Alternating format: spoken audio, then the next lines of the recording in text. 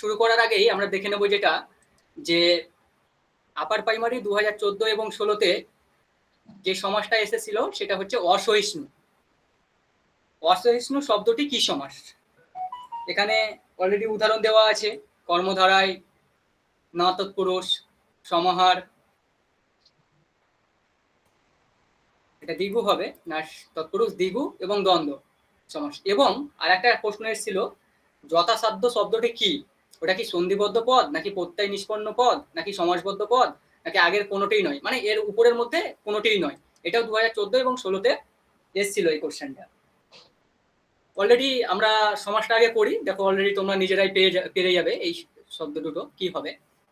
দেখো সমাস, প্রথমে আমি বলে নিচ্ছি, যেরকম আগের দিন বলেছিলাম যে আমরা সন্ধি করাতে গিয়ে যে সন্ধি শব্দের হচ্ছে মিলন বা সংযোগ, ঠিক সমাস শব্দের অর্থ হচ্ছে সংক্ষেপ বা সংক্ষিপ্ত।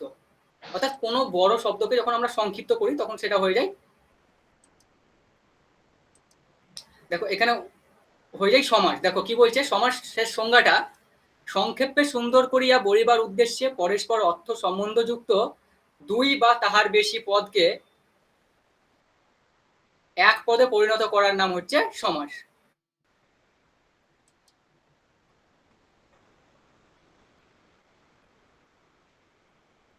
যেমন একটা উদাহরণ যদি নেওয়া যায়,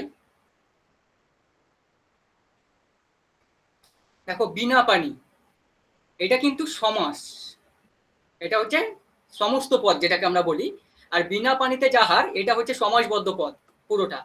তাহলে এই যে বিনা এবং পানি, এই শব্দ দুটি, এই যে দুটো পদ, এই দুটো পদকে এক পদে পরিণত করার নামই হচ্ছে সমাস। এই বিনা পানিটাই হচ্ছে সমাস, আর বিনা পানিতে যাহার এটা হচ্ছে ব্যাসবাক্য সহ সমাস। সমাস করতে গেলে আমাদের দু তিনটে বিষয় একটু জেনে নিতে হবে। সেটা হচ্ছে সমস্ত পদ। সমস্ত পদ কি? সমাসে একাধিক পদ মিলিত হইয়া যে একটি নূতন পদ গঠন করে তাহাকে সমস্ত পদ বা সমাসবদ্ধ পদ বলে। এই যে ঠিক সমস্ত পদ কোনটি? এই যে বিনা পানি, এই যে একাধিক পদ মিলিত হইয়া বিনা পানিতে যাহার, বিনা এবং পানি, এই যে একাধিক পদ, একের অধিক পদ মিলিত হলো, যে পদ গঠন করছে সেটা হচ্ছে সমাসবদ্ধ পদ বা সমস্ত পদ। সমসমান পদ, যে সমস্ত পদের সমন্বয়ে সমস্ত পদের সৃষ্টি, তাহাদের প্রত্যেকটিকে সমসমান পদ বলে। যেমন ওই উদাহরণটা দিয়ে বোঝা যায়, কিংবা ধরো এই উদাহরণটাই, বিনা এবং পানিতে যাহার, এই যে একটা বিনা শব্দ এবং একটা হচ্ছে পানিতে শব্দ, মানে বিনা একটা, একটা পানি শব্দ, এই দুটো হচ্ছে দুটো সমসমান পদ। এবার যেটা পূর্বে থাকে সেটা হচ্ছে পূর্বপদ, মানে পূর্বপদ, আর যেটা পরে থাকে সেটা হচ্ছে পরপদ বা উত্তরপদ। জি ঠিক, এখানে আমি আর একটা উদাহরণ নিয়েছি, যেটা হচ্ছে বৃক্ষ ছায়া। বৃক্ষ ছায়া, যেটা যদি আমরা সমাজ করতে যাই এটাকে, তাহলে হবে বৃক্ষের ছায়া। তাহলে এই যে বৃক্ষের শব্দটা, এটা হচ্ছে পূর্বপদ, মানে যেটা প্রথমে আছে, এবং পরেরটা হচ্ছে পরপদ, যেটা পরে আছে, উত্তরপদ। এবার হচ্ছে ব্যাস বাক্য কি সেটা একটু জেনে নেব। আচ্ছা, পুরো কি দেখা যাচ্ছে? হ্যাঁ স্যার, দেখা যাচ্ছে। দেখা যাচ্ছে, ঠিক আছে। এবার আমরা দেখে নেব ব্যাস বাক্য। ব্যাস বাক্য কোনগুলো? বলছে সমস্ত পদের, অর্থাৎ সমস্ত পদ মানে হচ্ছে যেটা অলরেডি, যেরকম বিনা পানি শব্দটা, এখানে সমস্ত পদের বিশ্লেষণ করিয়া সমাসের অর্থটি যে বাক্য বা বাক্যাংশের দ্বারা ব্যাখ্যা করিয়া দেখানো হয় তাহাকে ব্যাস বাক্য বা বিগ্রহ বাক্য বা সমাস বাক্য বলে। অলরেডি নামগুলো আমি যোগ করে দিয়েছি যাতে পরবর্তীতে তোমাদের বুঝতে সুবিধা হয়। যেমন এখানে বলি, আমি একটা উদাহরণ দিয়ে দেখাচ্ছি বারবার, বিনা পানিতে যাহার, এই পুরোটাকে বলা হচ্ছে ব্যাস বাক্য। দেখবি তোমাদের পরীক্ষায় এরকম একটা শব্দ দিয়ে দিল, যে শব্দটা ছিল প্রথমে, যেটা 2016-তে ছিল, যে অসহিষ্ণু শব্দটি কি সমাস। যদি এইটা থাকতো যে অসহিষ্ণু শব্দটিকে ব্যাস বাক্য সহ সমাসে ব্যাখ্যা ভাগ করো, তাহলে এইরকম ঠিক হতো যে ওই পুরোটা যেটা হবে, যে যেটা হবে সেটা, যে সমাস যেটা ভাগ করে দেখাতে হবে, সেটা কিন্তু সেটাকে বলছে কিন্তু ব্যাস বাক্য। এবার আমরা ডাইরেক্ট যাবো সমাসের শ্রেণী বিভাগে। দেখো সমাসের শ্রেণী বিভাগ, অলরেডি যখন আমরা যে কোনো ব্যাকরণ পড়তে যাই, সে বাংলা ব্যাকরণই হোক বা সংস্কৃত ব্যাকরণই হোক বা ইংরেজি ব্যাকরণই হোক, সেই ক্ষেত্রে আমরা যেটা দেখব যে দেখো সংস্কৃতের সমাস প্রধানত 4 প্রকার। দেখো সংস্কৃতে 4 প্রকার সমাসের কথা আমরা পাই। কি কি? দ্বন্দ্ব সমাস, তৎপুরুষ সমাস, এবং হচ্ছে বহুব্রীহি সমাস, এবং অব্যয়ভাব সমাস। কিন্তু বাংলায় আমরা সমাসকে বলি 6টি ভাগ। ছয় ভাগ। সমাজকে কিন্তু আমরা মোটামুটি 6 ভাগে বিভক্ত করে নিই, কিন্তু আরো ভাগ আছে, সেটা আমি সবগুলোই করাবো ধীরে ধীরে। দেখো কি কি, তাহলে দ্বন্দ্ব। দেখো সংস্কৃতেও কিন্তু দ্বন্দ্ব আছে, বাংলাতেও কিন্তু দ্বন্দ্ব আছে। দেখো সংস্কৃতে তৎপুরুষ আছে, বাংলাতেও কিন্তু তৎপুরুষ আছে। দেখো দ্বন্দ্ব বাংলায় পাচ্ছি, বাংলায় কি পাচ্ছি, আর বাংলায় পাচ্ছি তৎপুরুষ। ওখানে কি পেলাম, বহুব্রীহি পেয়েছি, এখানেও কিন্তু বহুব্রীহি পেলাম। ওখানে অব্যয়ভাব পেয়েছি, এখানে অব্যয়ভাব পেলাম। কিন্তু আমরা যেটা দেখছি যে বাংলায় দ্বিগু সমাস পাচ্ছি এবং কর্মধারায় সমাস পাচ্ছি, সেই কর্মধারায় এবং দ্বিগু সমাস সংস্কৃতে নেই। এবার দেখো এখানে কি বলছে, যে কর্মধারায় তৎপুরুষের অন্তর্গত। তাহলে সংস্কৃতে যেটা তৎপুরুষ সমাস, তার মধ্যেই কিন্তু কর্মধারায়টাকে যুক্ত করে দিয়েছে। 2 নম্বর, এখানে যেটা বলছে যে দ্বিগু সমাস যেটা সংস্কৃতে, সেটা কর্মধারায় সমাসের অন্তর্ভুক্ত। অর্থাৎ সংস্কৃতে দেখতে গেলে আমরা দেখবো যে তৎপুরুষ সমাসের মধ্যেই কর্মধারায় সমাস লুকিয়ে থাকে এবং দ্বিগু সমাস লুকিয়ে থাকে, কিন্তু বাংলার ক্ষেত্রে কিন্তু সেটা নয়। বাংলার ক্ষেত্রে যেটা হচ্ছে যে সমাস 6 প্রকার: দ্বন্দ্ব, দ্বিগু, তৎপুরুষ, কর্মধারায়, বহুব্রীহি ও অব্যয়ভাব। এছাড়াও আরো দুটো সমাস আছে, যে সমাসটাকে বলা হচ্ছে অলুপ সমাস একটা, আর একটা হচ্ছে নিত্য সমাস। এবার আমরা সমাসের যে প্রথম ভাগ, সেটা হচ্ছে দ্বন্দ্ব সমাস। আমরা দ্বন্দ্ব সমাসে চলে যাব। দ্বন্দ্ব সমাস কি? যে সমাসে প্রত্যেকটি সমসমান পদ, পদের অর্থ সমানভাবে বুঝায়, তাহাকে দ্বন্দ্ব সমাস বলে। তাহলে আমরা দেখছি যে সমসমান পদ, সমসমান কোনগুলো? দেখো সমসমান পদ প্রথমেই আমরা আলোচনা করে নিয়েছি, যে বিনা পানিতে যাহার, একটা হচ্ছে বিনা, একটা হচ্ছে পানি। এই যে দুটো শব্দ, সেই শব্দ দুটির মানে কিন্তু একই বোঝাবে, সেটা হচ্ছে দ্বন্দ্ব সমাস। অলরেডি দেখো দ্বন্দ্ব সমাসে যে সমসমান পদগুলি থাকে, অর্থাৎ আমরা যখন ব্যাস বাক্য করব, তখন এবং ও, এবং এবং ও আর, এই তিনটি শব্দ দিয়ে এই যে সংযোজক, এই সংযোজক দিয়ে কিন্তু যুক্ত হয়, সংযোজক অব্যয় দ্বারা যুক্ত হয়। যেমন ধরে নাও, উদাহরণ যেরকম ধরে নাও, এই যে ভীমার্জুন, ভীম ও অর্জুন, ভালো মন্দ, ভালো ও মন্দ।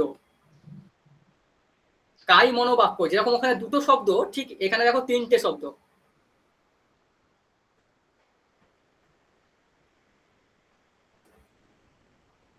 এই যে কাই মনোবাক্য, দেখো অলরেডি তিনটে শব্দ, ওখানে দুটো শব্দ দিয়ে হয়েছে, এখানে তিনটে শব্দ আমি দেখাচ্ছি। একটা হচ্ছে কাই, একটা হচ্ছে মনো ও বাক্য। যদি কাই মনো বাক্যটা পরে নিয়ে বলে তোমার কি সমাস, তাহলে তুমি দ্বন্দ্ব সমাস বলেই কিন্তু বেঁচে যাবে। কিন্তু যদি বলে কাই মনো বাক্য শব্দটির ব্যাস বাক্য সহ সমাসের রূপ কি, তাহলে এই যে কাই মনো ও বাক্য, কাই কমা মন ও বাক্য, অর্থাৎ তিনটি শব্দ এখানে যুক্ত রয়েছে। ঠিক শীতোষ্ণ। এবার কিছু আমি উদাহরণ বলি, যে উদাহরণগুলো খুব সচরাচর একটু জটিল। যেমন আমরা শব্দটা, আমরা যখন তুমি বলতে গেলে, এখানে তুমি ও আমি বলতে পারি, সেটাও কিন্তু আমরা হয়, সেটাও কিন্তু দ্বন্দ্ব সমাস। কিন্তু আমরা বলতে গেলে তুমি, আমি ও সে, সেটাও ব্যবহার করা যায়, সেটাও কিন্তু আমরা।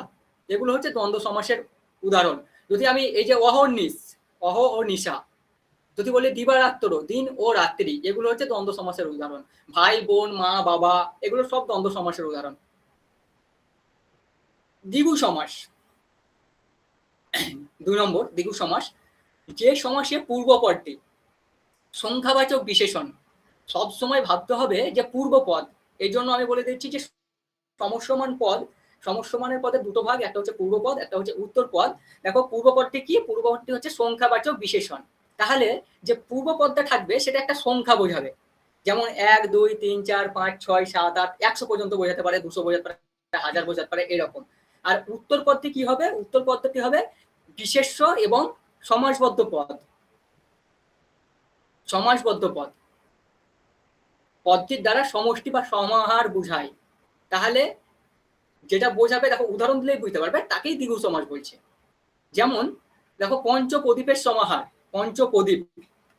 এই যে পঞ্চপ্রদীপ, পঞ্চপ্রদীপ শব্দটা হচ্ছে দ্বিগু সমাস। কিন্তু এটাকে যখন আমি ভাববো, তখন দেখো এখানে অলরেডি পঞ্চ শব্দটা আছে। এখানে কি বলেছে? যে পূর্বপদ, পূর্বপদটা হচ্ছে পঞ্চ, এই পঞ্চ। এখানে 5 আছে। যখন দেখো দুনয়ন, দেখো 2 শব্দটা আছে। ত্রিনয়ন, ত্রিনয়ন আমি বলে দিলাম, এখানে ত্রিভুবন আছে, 3 আছে। দেখো অলরেডি সপ্ত অহ এর সমাহার, সপ্তাহ, দেখো সপ্ত আছে। পঞ্চরাত্র, দেখো ত্রিপান্তর, এই যে তেপান্তর, যাই বলি না কেন। নবরাত্র, দেখো নব শব্দটা আছে। দেখো পঞ্চ নদীর সমাহার, এই যে পঞ্চ নদ, পঞ্চ, কিংবা ধরো দ্বিগু, দ্বিগু শব্দটাকে যদি ভাগ করা যায় তাহলে দেখো দ্বি মানে হচ্ছে দুই, আর গু মানে হচ্ছে গরু। দেখো অলরেডি দুইটি গরুর সমাহার, দ্বিগু শব্দটাকে ভাঙলে হয় দুইটি গরুর সমাহার।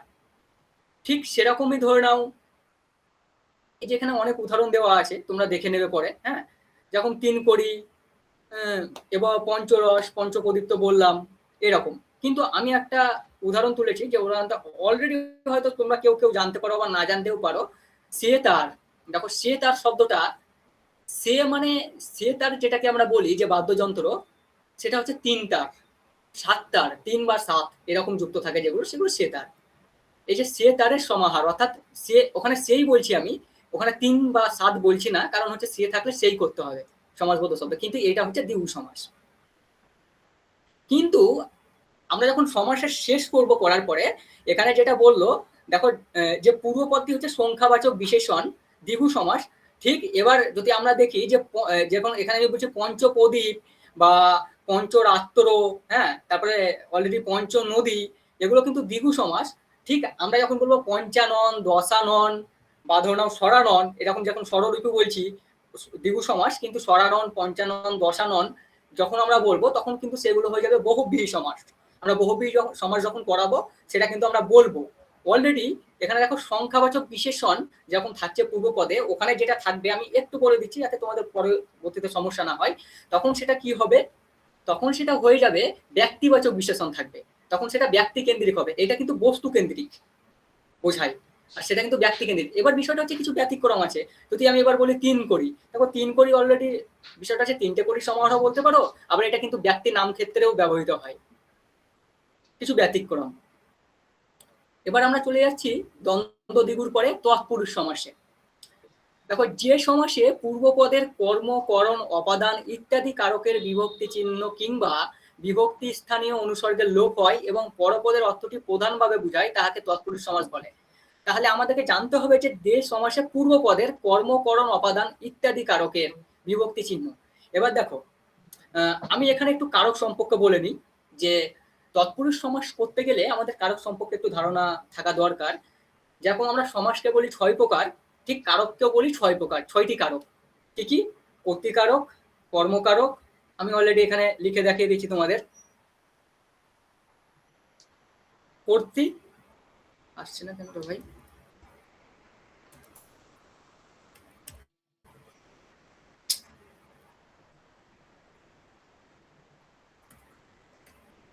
ঠিক আছে, কর্তা লিখছি, কর্তা, কর্ম, করণ, অপাদান,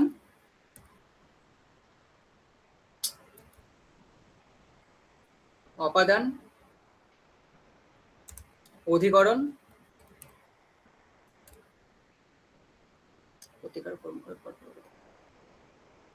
সম্পাদন বা নিমিত্ত। হলো কর্তৃকারক মানে কর্তাকারক, কর্মকারক, করণকারক, অপাদান কারক এবং সম্পাদন কারক। এই যে 6 প্রকার কারক আছে, ঠিক তৎপুরুষ সমাসের যে ভাগগুলো, সেই ভাগগুলো অলরেডি কারকের সঙ্গে যুক্ত। যেমন কর্ম তৎপুরুষ, করণ তৎপুরুষ, অপাদান তৎপুরুষ, অধিকরণ তৎপুরুষ। এর জন্য এই যে বিভক্তিগুলো, কারকের বিভক্তি চিহ্ন, এবং আমি বলে দিই বিভক্তিও আমাদের বাংলায় 5টা, অ, এ, তে, কে, দে, অর্থাৎ শূন্য বিভক্তি, এ বিভক্তি, তে বিভক্তি অর্থাৎ ত বিভক্তি, ক বিভক্তি আর র বিভক্তি। বিভক্তি চিহ্ন কিংবা বিভক্তি স্থানীয় অনুসর্গের লোপ হয়, অর্থাৎ বিভক্তি স্থানীয় অর্থাৎ বিভক্তিযুক্ত যে অনুসর্গগুলো থাকে, অনুসর্গ মানে হচ্ছে পরে যেগুলো ব্যবহৃত হয়, সেই অনুসর্গগুলো যখন লোপ পেয়ে যায় এবং পরপদের, অর্থাৎ পূর্বপদের নয় পরপদের, পরপদ বা উত্তরপদ, পরপদের বা উত্তরপদের মানে যেটা পরে বসছে, উত্তরপদের অর্থটি প্রধানভাবে বুঝায়, তাহাকে তৎপুরুষ সমাস বলে। তাহলে দেখো অলরেডি আমরা দ্বন্দ্ব সমাসে কি পেলাম, দ্বন্দ্ব সমাসে যেটা পেলাম অলরেডি শর্ট কোশ্চেনে মনে রাখার জন্য আমাদের একটু মনে রাখতে হবে যে দ্বন্দ্ব সমাসে দেখো দুটো পদের অর্থই কিন্তু প্রধান পাচ্ছে, দুটো পদে, পূর্ব এবং পরপদ। দ্বিগু সমাসে দেখো উত্তর পদটি বিশেষ এবং বিশেষ, দ্বন্দ্ব সমাসে দেখো কিন্তু দ্বিগু সমাসে কিন্তু উত্তর পদটাই প্রধান। ঠিক তৎপুরুষ সমাসেও কিন্তু দেখো পরপদ বা উত্তর পদের অর্থটাই প্রধান, এখানে কিন্তু প্রথম পদটা প্রধান নয় ততটাও। দেখো একটু জেনে নিই আমরা। এই সমাসের ব্যাসবাক্য গঠন করিবার জন্য পূর্বপদের অর্থানুসারে কর্ম, করণ, অপাদান, অধিকরণ, কর্ম, করণ, অপাদান, অধিকরণ ইত্যাদি কারকের বিভক্তি চিহ্ন এবং অথবা বিভক্তি স্থানীয় অনুসর্গ যোগ করিতে হয়। যেমন একটা উদাহরণ নিলেই বুঝে যাবে। দেখো অস্তারাহত, অস্তারাহত শব্দটা হচ্ছে তৎপুরুষ সমাসের উদাহরণ। কিন্তু এটাকে যখন আমরা করতে যাব ব্যাসবাক্য সহ সমাসে, তখন এখানে করতে হবে অস্ত্রের দ্বারা আহত। দেখো এবার আমি বলি এখানে কি যুক্ত হলো। দেখো এখানে অস্ত্রের, এখানে এর বিভক্তি, এর শব্দটা যুক্ত হলো, এর যুক্ত হলো। এই যে এর যুক্ত হলো, এক নম্বর এটা সমাস বাক্য, এটা হচ্ছে ব্যাস বাক্য যেটা, সেখানে এর আছে, এবং যেটা সমাসবদ্ধ শব্দ সেখানে এটা লুপ্ত হচ্ছে, অর্থাৎ এখানে যুক্ত আছে, এখানে লুপ্ত হচ্ছে। এই জন্য কিন্তু এখানে এটা হয়ে যাচ্ছে তৎপুরুষ সমাস। যেমন ধরো রাজার পুত্র, রাজপুত্র, কিংবা ধরো রাজপথ, তুমি অলরেডি পথের রাজাও বলতে পারো, বা বলতে পারো তোমার অলরেডি যে রাজা নির্মিত পথ। হ্যাঁ, অনেক কিছু কিছু কিছু বিষয় থাকে তো, যেগুলো তোমার এক এক বিষয় আছে যেগুলো দুটো সমাসই হয়।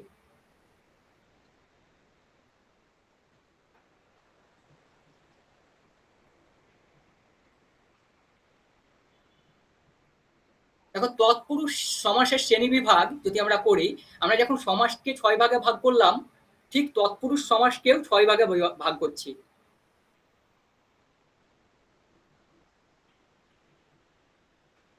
যেমন ধরে নাও যেমন বলেছিলাম যে সমাস 6 প্রকার, কিন্তু সমাস 6 প্রকার হওয়ার সত্ত্বেও দেখা যাচ্ছে যে আমরা অলরেডি আরো দুটো সমাসের এক্সট্রার কথা বলে দিয়েছি। একটা হচ্ছে অলুপ সমাস, আর একটা হচ্ছে নিত্য সমাস। তাহলে একটা হচ্ছে অলুপ সমাস হয়, আর একটা হচ্ছে নিত্য সমাস হয়। তাহলে সেরকমই ঠিক তৎপুরুষ সমাসেরও এটা ছাড়াও আরো একাধিক ভাগ আছে, 6টি ছাড়া। আমি অলরেডি পরপর ভাগগুলো দেখাচ্ছি। এই যে কর্ম তৎপুরুষ, দেখো পূর্বপদের কর্মকারকের যেটা বলছে,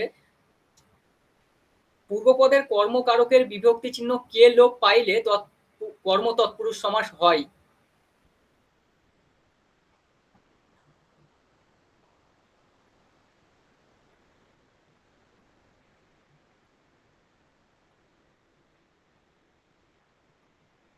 যেমন দেখো এই যে রথ দেখা শব্দটা, এই রথ দেখা শব্দটা কি হয়ে যাচ্ছে, রথকে দেখা, তখন সেটা হয়ে যাচ্ছে কর্ম তৎপুরুষ। দেশকে উদ্ধার, দেশোদ্ধার, লুচিকে ভাজা, লুচি ভাজা, কলাকে বেচা, কলা বেচা, লোককে দেখানো, লোক দেখানো। আমি অলরেডি কিছু উদাহরণ তুলেছি, তোমরা অলরেডি দেখে নেবে উদাহরণগুলো পরে, আর বইগুলো দেখে নেবে, আরো আরো অনেক উদাহরণ আছে। দেখো কর্ম তৎপুরুষের পরে আমরা চলে যাচ্ছি করণ তৎপুরুষ। দেখো পূর্বপদের যে করণ কারক, সেই করণ কারকে আমরা দেখতে পাচ্ছি কি, পূর্বপদের করণ কারকে আমরা দেখতে পাচ্ছি যে ইয়ে তে প্রভৃতি বিভক্তি চিহ্ন দ্বারা অনুসর্গের লোপ পাইছে। সেই যে লোপ যখন পেয়ে যায় তখন সেটা হয়ে যায় করণ তৎপুরুষ। যেমন দেখো গুরু কর্তৃক দত্ত, এই যে এখানে গুরু দত্ত কর্তৃক শব্দটা, এই যে বিভক্তি চিহ্ন, এই যে দ্বারা দিয়া কর্তৃক প্রভৃতি, দ্বারা দিয়া কর্তৃক, এই বিভক্তিগুলো যখন লোপ পাচ্ছে তখন সেটা হয়ে যাচ্ছে করণ তৎপুরুষ। এই যে কর্তৃক শব্দটা এখানে লোপ পেয়েছে। ঠিক তৃষ্ণার দ্বারা ঋত, তৃষ্ণাত্ম, দেখো এইখানে দ্বারা শব্দটা লোপ পেয়েছে। ঠিক জবাই রাঙা, জবা রাঙা, এখানে দেখো এখানে কি বলেছে, অন্ত্যেষ্ট, অর্থাৎ ইয়ে বিভক্তি দেখো লোপ পেয়ে গেছে এখানে। ঠিক দারিদ্র ক্লিষ্ট, দারিদ্র ক্লিষ্ট, যেন পরাণ্যের দ্বারা প্রতিপালিত, পরাণ্য প্রতিপালিত, আশার দ্বারা আহত, আশাহত। এই যে দুটো করা আছে, একটা হচ্ছে আশার দ্বারা আহত, আশাহত, এটাও করা যায়, এবং আরেকটা করা যায় সেটা হচ্ছে আশার দ্বারা হত, এটাও করা যায়। কিন্তু দুটোই হচ্ছে আশাহত। ব্যাসবাক্য সহ যখন সমাস যদি নির্ণয় করতে বলে, তুমি আশাহত শব্দটা দিলে আশা দ্বারা আহত করলেও কিন্তু তোমার সেটা করণ তৎপুরুষ, এবং তুমি যদি এরকম করো যে আশা দ্বারা হত, তবুও কিন্তু করণ তৎপুরুষ। অলরেডি এখানে মানেটা লিখে দেওয়া আছে যে আশা কিছুটা মিটিয়াছে, আহত, দেখো আমরা যখন কোনো ব্যক্তি অ্যাক্সিডেন্ট হয় বা দুর্ঘটনা ঘটে তখন কি বলি, আহত একটা, একটা হচ্ছে হত।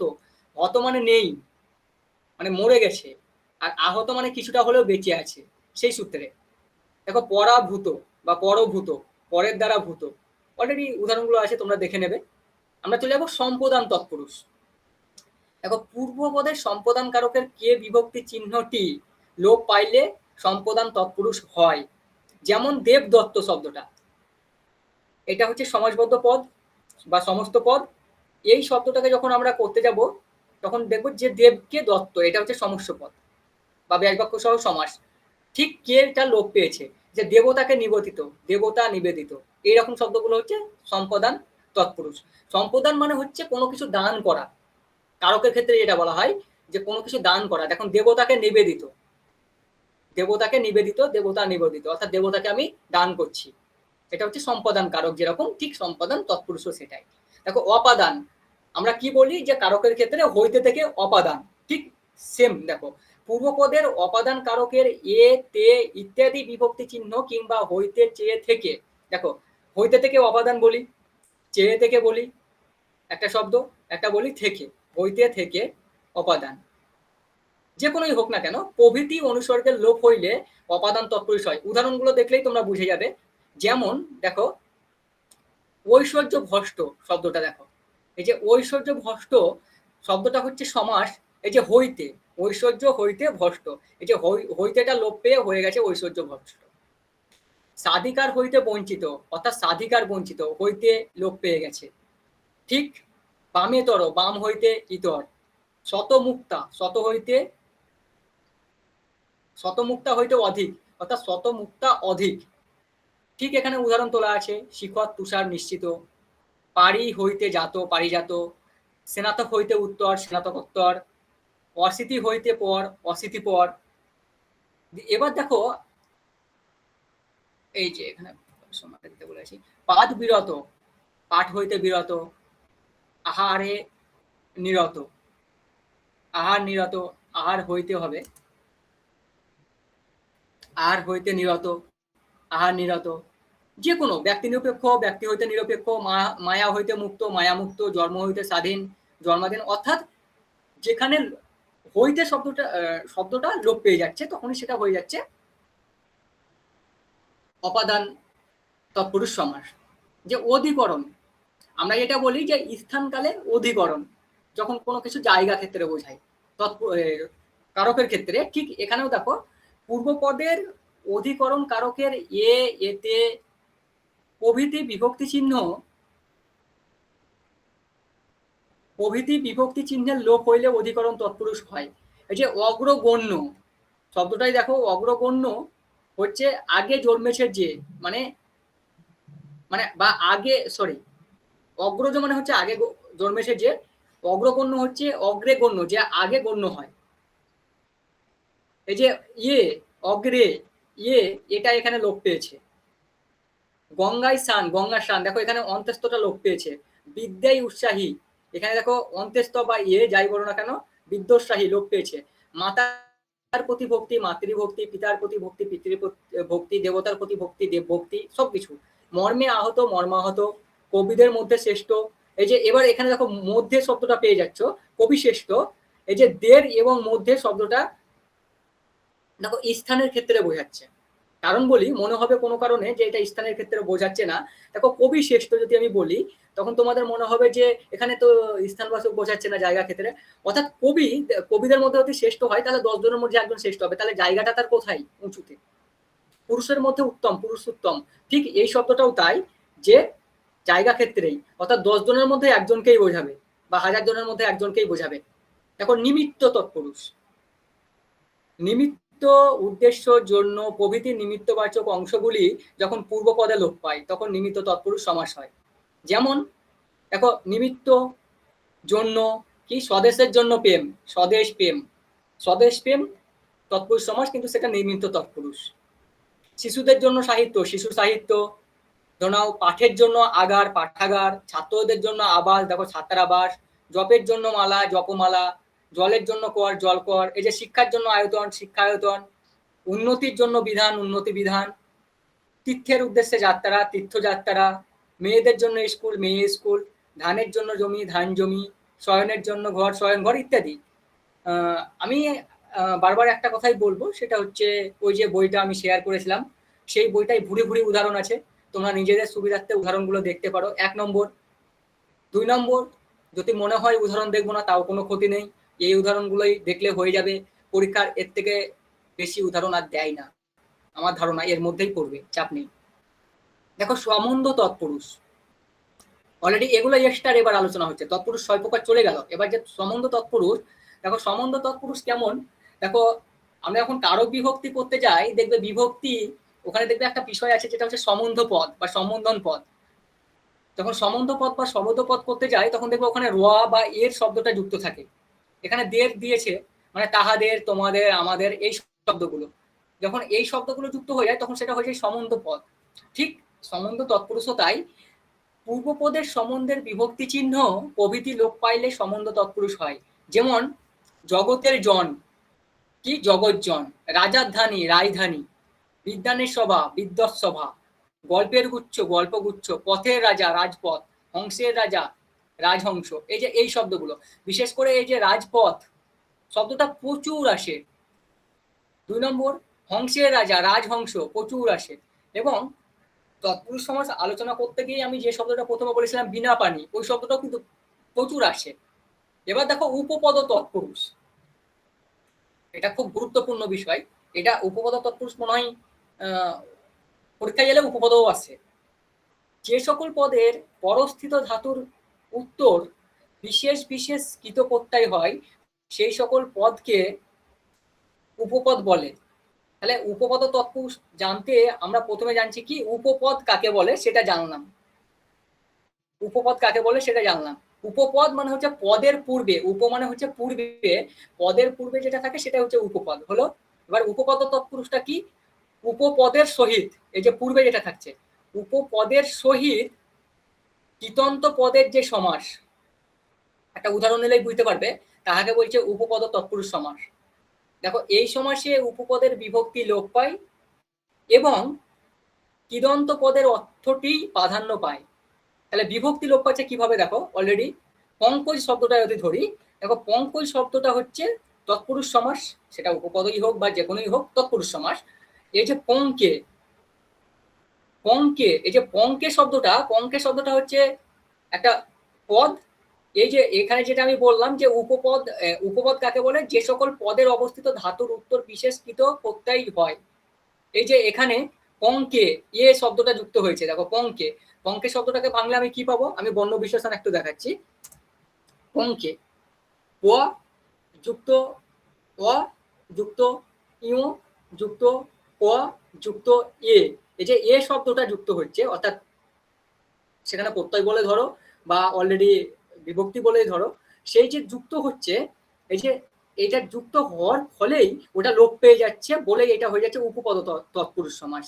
যেমন বসুধরে যে, বসুন্ধরা, গণিত জানেন যিনি, গণিতজ্ঞ, জলে চড়ে যে, জলচর, নীরব, সরি এখানে নীর হবে, নীর দান করে যে, নীরদ, পাদ দ্বারা পান করে যে, পাদব, অর্থাৎ পা দ্বারা পান করেছে, নভ চড়ে যে, নভশ্চর, খেচর, ক্ষয়ে চড়ে যে, অর্থাৎ আকাশে চড়ে যে, যেগুলো পাখি, খেচর। এরকম উদাহরণগুলো হচ্ছে উপপদ তৎপুরুষ সমাস। দেখো নমর্থক তৎপুরুষ সমাস, এবার আমি বলে দিই, নমর্থক তৎপুরুষ সমাসটাও খুব পরে। দেখো ন অব্যয়কে পূর্বপদ করিয়া উত্তরপদ বিশেষ্য বা বিশেষণের সহিত যে সমাস, তাহলে যদি দেখতে যাওয়া হয় তাহলে আমরা দেখব যে এই যে না, ন, ইও উ, উ ন মানে না, না অব্যয়কে পূর্বপদ করিয়া, দেখো না অব্যয়কে পূর্বপদ করিয়া কেমন আমি বলে দিচ্ছি একটা উদাহরণ।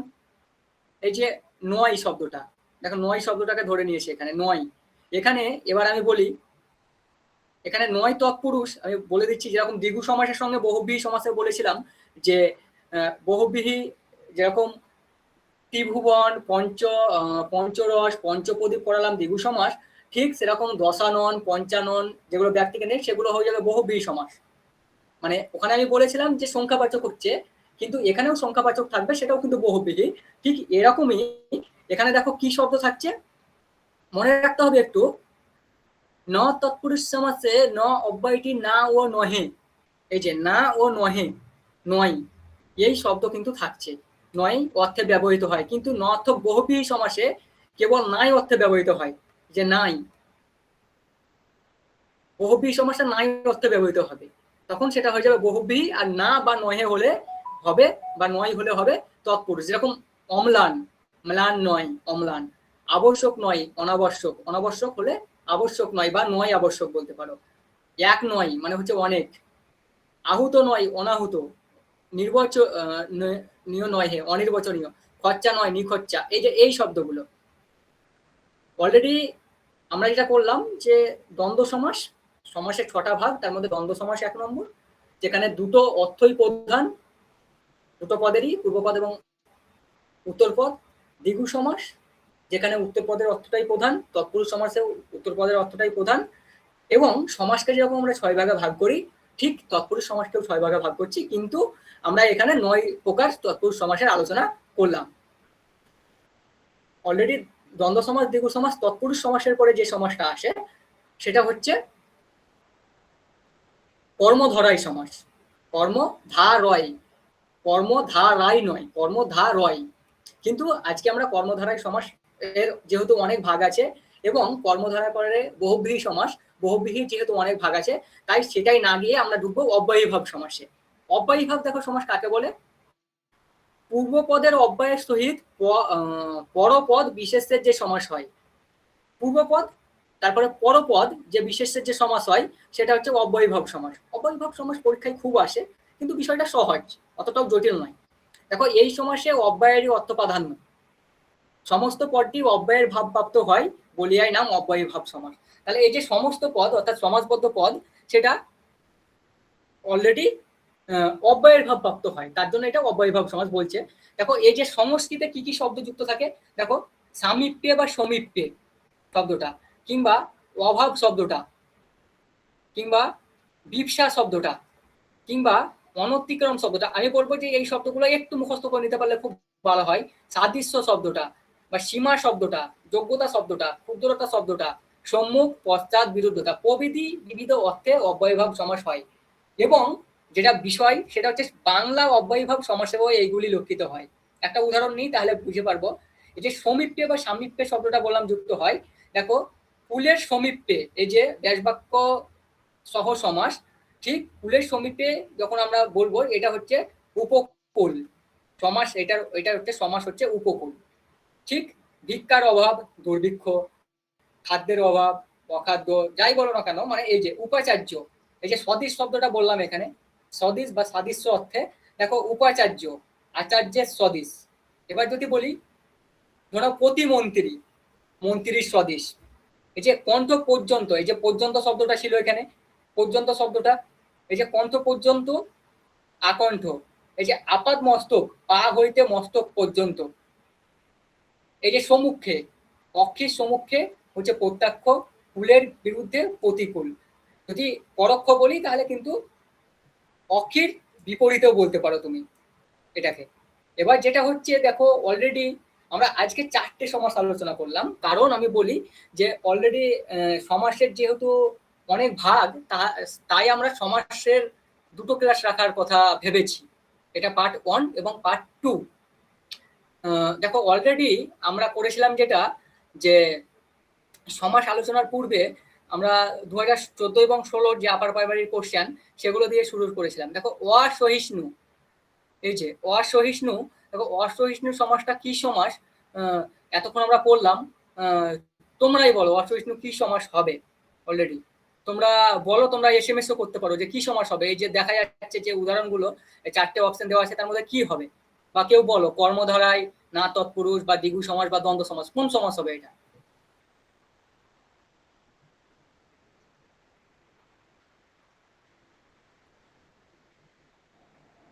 শোনা যাচ্ছে? হ্যাঁ কি হবে বলো এটা? হ্যাঁ ন তৎপুরুষ, হ্যাঁ হ্যাঁ নয় সহিষ্ণু।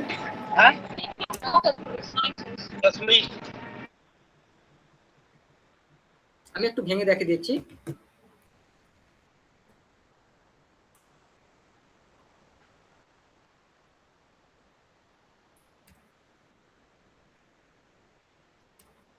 দেখো নয় সহিষ্ণু সমান হচ্ছে অসহিষ্ণু।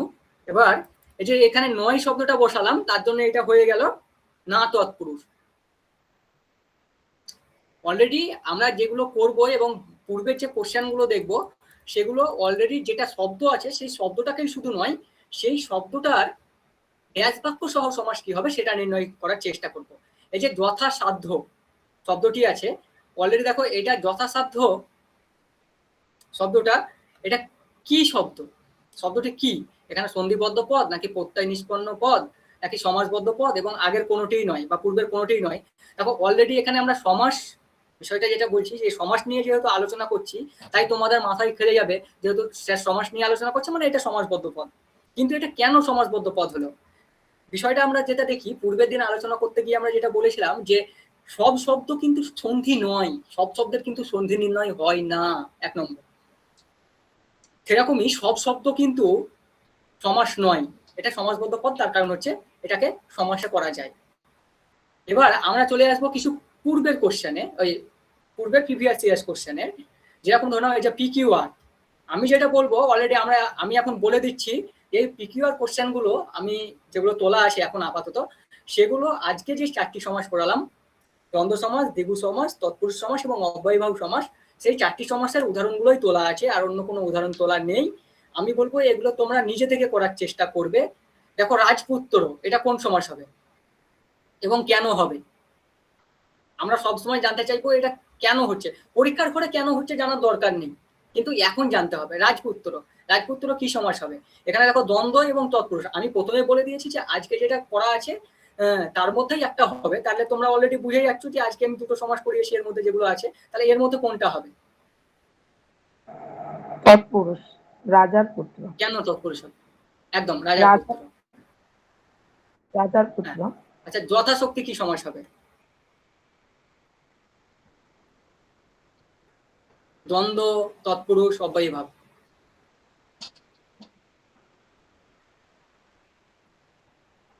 আচ্ছা ও তো বাংলা নিয়ে করেছে বলে হয়তো বলতে পারছে, তোমরা কি কিছু মানে একটু ধরতে পারছো তো, মানে বিষয়টা একটু আসছে তো, মানে সহজ হচ্ছে তো? কথা বলো, নইলে আমি কিন্তু বুঝতে পারবো না যে কথা না বললে। দেখো যথাশক্তি শব্দটাকে যদি ভাঙা যায়, ঠিক এই যে শব্দটা ও বললো রাজপুত্র, ঠিক যথাশক্তি শব্দটাকে ভাঙলে, যথাশক্তি অব্যয়ভাব সমাস, হ্যাঁ, এবার এটাকে ভাঙলে পরে যেটা হবে যে যথাশক্তি মানে অর্থাৎ কি, তুমি তোমার যথাশক্তি লাগিয়েছো, সর্বশক্তি লাগিয়ে দিয়েছো, এটা একটা শক্তিকে অতিক্রম না করে বলতে পারো। যথাসাধ্য চেষ্টা করছি, যথাসাধ্য, ওই যে যথাসাধ্য শব্দটা ব্যবহার করলাম ওখানে, যে সমাসবদ্ধ পদ, যথাসাধ্য যথাশক্তি, সেগুলো হচ্ছে অব্যয়ভাব সমাস।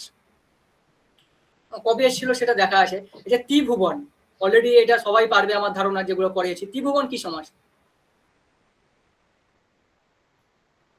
আরামসে পারবে, এগুলো দেখে নেবে বাড়িতে, আমি বলছি না, হ্যাঁ দেখে নেবে, 3 ভুবনের সমাহার, কোনো ব্যাপারই না।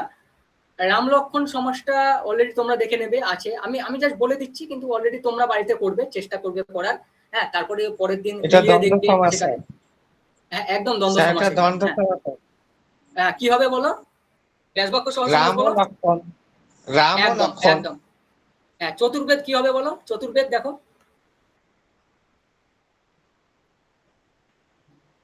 এবার আমি বলি, আমি বলে দিচ্ছি তোমার, হ্যাঁ দ্বিগু সমাস, যেখানে পূর্বপদটি হয়, আমি বলি যেখানে পূর্বপদ, দেখো তোমরা প্রথমে লক্ষ্য করবে কটা পদ আছে, সমাসে দুটো পদ থাকে, একটা হচ্ছে পূর্বপদ, একটা হচ্ছে উত্তর পদ।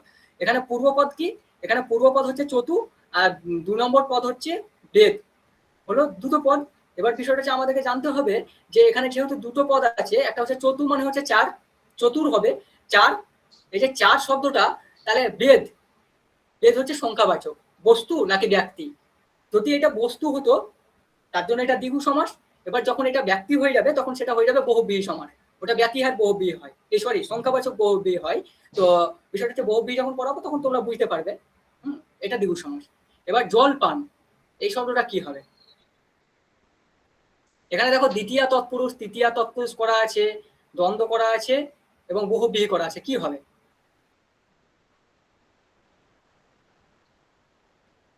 ঠিক আছে, তোমরা দেখে নেবে, কোনো ব্যাপার নেই, তোমরা পরে দেখে নেবে, তারপরে তোমরা ওখান থেকে করার চেষ্টা করবে, না পারলে আমি করে দেবো, কোনো সমস্যা নেই পরের দিন।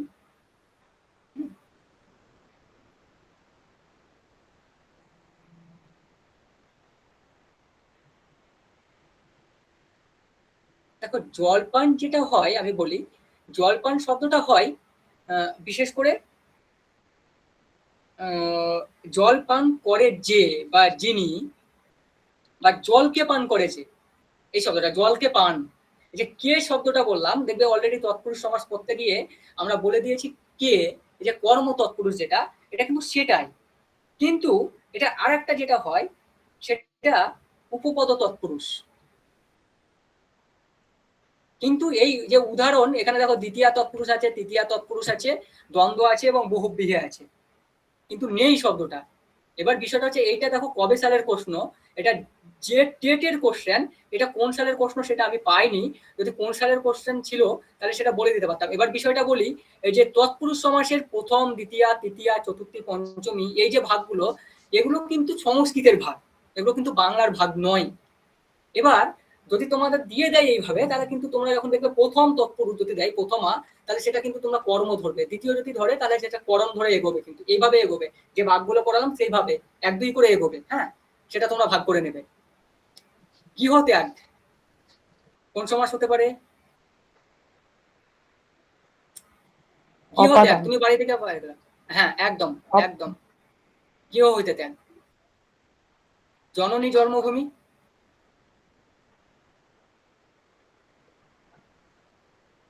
বলো না, এখানে যেগুলো আছে তার মধ্যে তো একটা কিছু হবে, এখানে তো দুটো আছে, দ্বন্দ্ব বা দ্বিগু, তার মধ্যে একটা কিছু হবে নিশ্চয়ই, তাছাড়া কিছু হতে পারে না। যেহেতু এখানে পূর্বপদটা যেহেতু সংখ্যাবাচক নয়, তাই এটা দ্বন্দ্ব সমাস হবে, জননী ও জন্মভূমি। রাজভয়, রাজভয় পঞ্চমী তৎপুরুষ, দ্বিতীয় তৎপুরুষ, এই যে যেটা বলছিলাম, রাজভয় হইতে থেকে, মানে হইতে থেকে অপাদান। অপাদান। অপাদান। একদম একদম, তোমার বাংলা পড়া আছে বলেও পারছো, কিন্তু ওরা না পারলে একটু সমস্যাই আছে, যদি পরবর্তীতে ওরা কিছু না পারে। হ্যাঁ, কিন্তু আশা করছি পারবে, পারবে না এরকম নয়। দুর্ভিক্ষ, আমি করালাম কিছুক্ষণ আগে, দুর্ভিক্ষ শব্দটা বলেছি, অন্য কারোর কাছ থেকে অ্যান্সারটা অ্যাকসেপ্ট করছি, বাংলার ছাত্র সাহা, এক্ষুনি করালাম, কিছুক্ষণ আগে করালাম।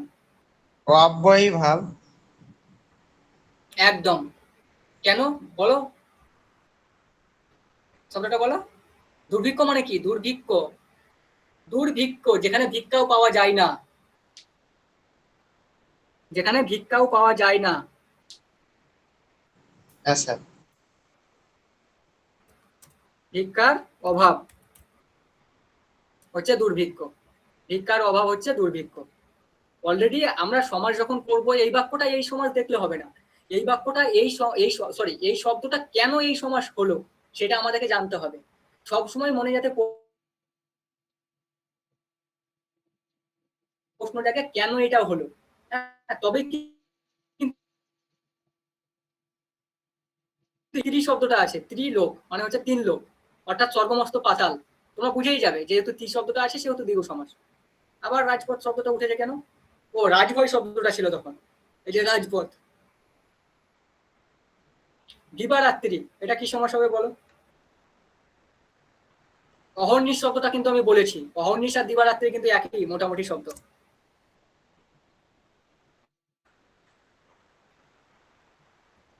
দ্বন্দ্ব, অহর্নিশা একদম ও রাত্রি।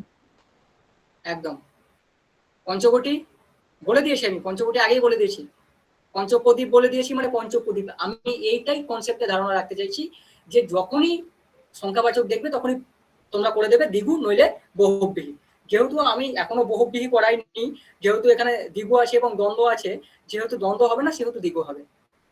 সব থেকে তোমাদের যেটা কাজ হবে প্রথম পরীক্ষার ঘরে, শব্দটা দেখে সেই শব্দটাকে মাথায় খেলাতে হবে, যে এই শব্দটার মানে কি এবং এই শব্দটা কি বলতে চাইছে। যদি সেটা করতে পারো, তুমি সমাজ অলরেডি উদ্ধার করতে পেরে যাবে, কোনো ব্যাপার না। এই যে যথা সময়, স্যার, ব্যক্তি থাকলে বহুব্রী আর বস্তু থাকলে দ্বিগু, না? হ্যাঁ হ্যাঁ একদম, যখন আমি বহুব্রীহি করাবো তখন দেখবে যে আমি উদাহরণগুলো দেবে এরকম 10 আনন যাহার, ওখানে কিন্তু যাহার। মানে সমাহার শব্দটা হবে না, 10 আনন যাহার, পঞ্চানন, পঞ্চ আনন যাহার, স্বরানন, স্বর আনন যাহার বা ষট আনন যাহার, এইরকম শব্দগুলো উদাহরণ আসবে দেখবে। হ্যাঁ, হ্যাঁ, কিন্তু কিছু দেখছি। ব্যতিক্রম আছে, কিছু ব্যতিক্রম আছে। এই যে যথা সময়, এই যে যথাসাধ্য, যথাশক্তি, যথাসময়, এই শব্দগুলো যখনই পেয়ে যাবে তখন সেটা নিঃসন্দেহে করে দেবে অব্যয়ী ভাব, কোনো সন্দেহ নেই, কোনো সন্দেহ নেই, নিঃসন্দেহে এটা করবে। যাই হোক, তোমরা এই যে পরের যে আমি বললাম যে কোশ্চেনগুলো, সেগুলো আমি অলরেডি ভালো মতো বললাম না, খুব তাড়াহুড়ো করে বললাম। তো এটা তোমরা আগে বাড়িতে দেখবে, যারা এখন অলরেডি পড়লে, হঠাৎ করে পড়া মাত্র পারাটা খুব চাপের। তো এটা কেন সেই সমাজটা হলো প্রথমে ভাববে, যদি মনে হয়